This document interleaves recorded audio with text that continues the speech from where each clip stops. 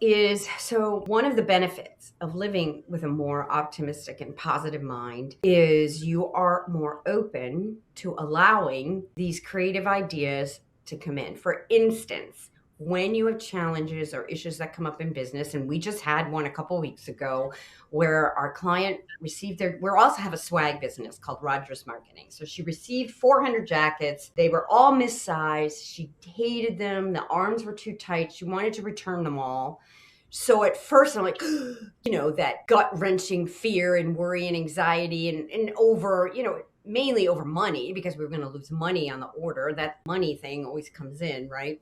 Right. So I said, okay. So I think I went out for a walk, came back in. I'm like, what are we going to do about this? So I called my client on the phone, God forbid, right? I called her and I said, okay, let's work this through.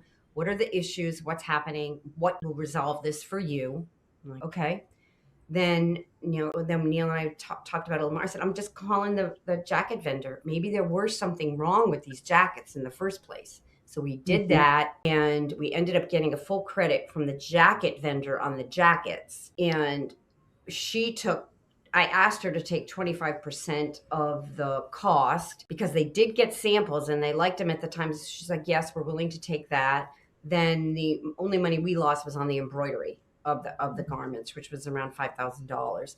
So what I mean is, instead of just being mad and angry and fighting back, no, no, no, you've got to buy these jackets. I just sat and waited and listened and just went for a walk, let these negative emotions, flow through me, and then I was more open to hearing the creative ways the universe was sending me ideas to fix this, and Right. we fixed it.